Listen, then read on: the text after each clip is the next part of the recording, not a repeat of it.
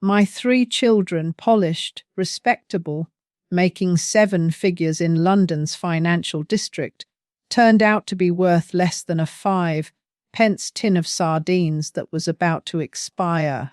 3 years ago, they pressured me into signing papers to sell my house. Their plan was to send me off to a care home so I could enjoy my later years in peace. Today, not only did I refuse to go, I pointed at the front door and told them to take their tea and get out. And the thing that gave me my life back wasn't therapy, medicine, or family support. It was a stray black cat that stomped across my ribs every morning at exactly 7 o'clock with filthy, ice-cold paws. If you don't want to spend your old age being passed around like luggage between nursing homes by your own children, then listen to what this old woman has to say. 3 years ago, my husband Arthur died. The moment he was gone, this house stopped feeling alive. People who haven't experienced that kind of silence will never understand it. When Arthur was here, the kettle whistled, the television droned on, and there was always some sort of noise. But after he died, all that remained was the ticking of the old clock. Tick, tick, tick. It didn't sound like time passing. It sounded like my life counting down. That first Sunday after the funeral, all 3 of my children sat around the table drinking tea and eating scones while looking at me the way people look at a stray dog in the rain. My eldest son ran his hand across my old oak table and said, "Mum, now that Arthur's gone, this house has too many stairs. It's dangerous for you to stay here alone. Why don't you sell the place and move into that lovely care home down south? It'll be much safer."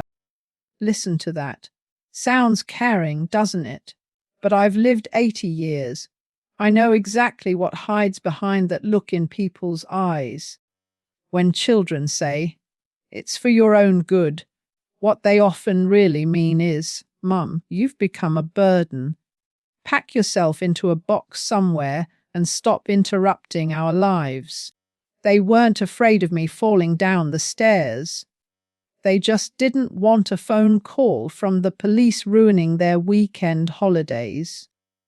I stared at them coldly and said nothing. After they left, I locked the front door and waited to die. I stopped washing properly. I stopped brushing my hair. Every day I ate the same thing, a stale piece of toast with butter that was nearly moldy. Outside, the rain poured endlessly while I lay in bed with my eyes shut, thinking maybe it would be easier if I simply never opened them again. Because I had already seen what happened to old people who listened. The woman next door, Cynthia, sold her house because her children convinced her to move in with her son. On the very first day, her daughter-in-law threw away the bone china teacup Cynthia had used for 30 years because she said it looked dirty.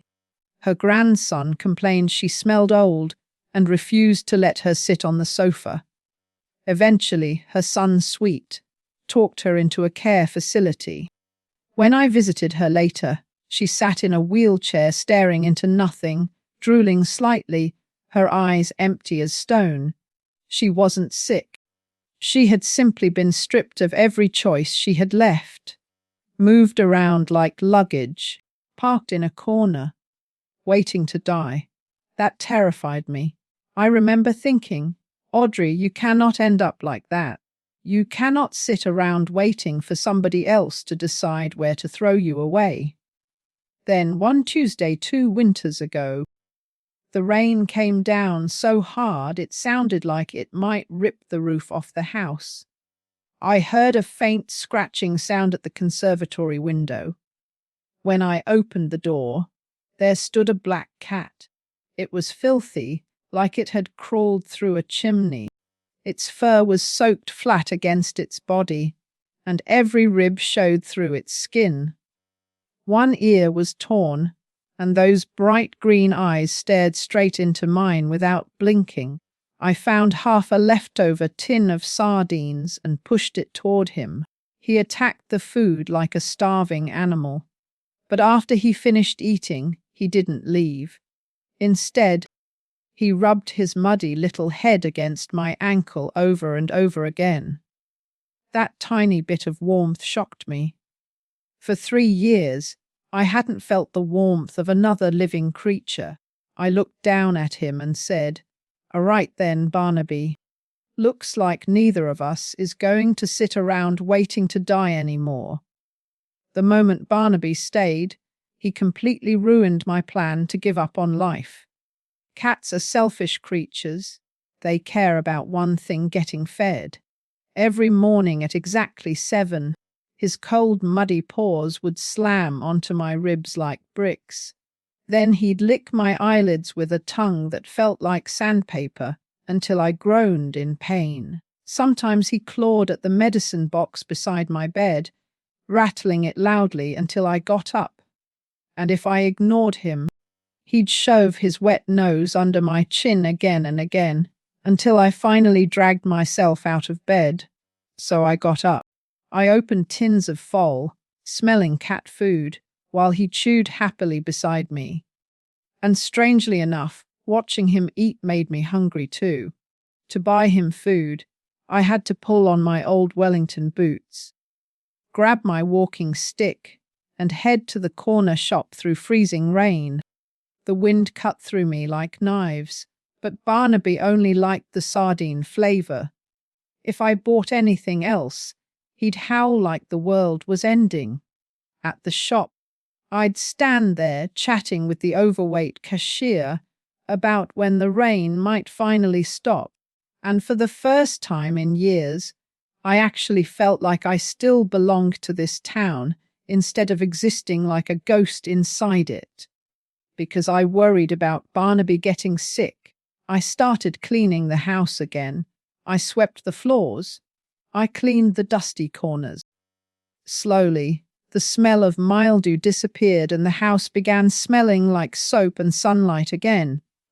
He depended on me. If I didn't get up, he didn't eat. And that feeling being needed did more for me than all the empty "we love you" speeches my children ever gave me. Then one day my children came back in their Jaguar, expecting to find a frail old woman losing her mind. Instead, the house was clean, and I'd even put a little weight back on. My eldest son pointed at Barnaby snoring on the sofa and said, "Mum, you can barely take care of yourself. Why keep that dirty animal? Come to the care home with us." I looked him dead in the eyes and said, "If it weren't for this cat, you'd probably be choosing my grave by now. Now take your tea and get out of my house." They left without another word, and after that, they never brought up the care home again. Because they finally understood something. I was no longer luggage waiting to be moved around. When you get old, the scariest thing isn't illness. It's feeling useless. Your children have their own lives. Most of the time, you cannot rely on them. To them, your pension is often just future inheritance waiting to be divided up. But to Barnaby, I'm everything. He needs me to survive. And that feeling, being needed, is the best medicine for old age. I don't sit around waiting for phone calls anymore. I just focus on living today properly. So if you're growing old alone, stop waiting beside the phone for your children to contact you. And stop waiting to die. Adopt a cat, grow a plant. Find one living thing that depends on you. The moment something in this world still needs you, you'll find your footing again. And if you think I'm right, type "agree" in the comments so I know somebody out there is listening. Tap the video on your screen, and I'll tell you more hard truths about living alone in old age. Subscribe, and I'll see you in the next one.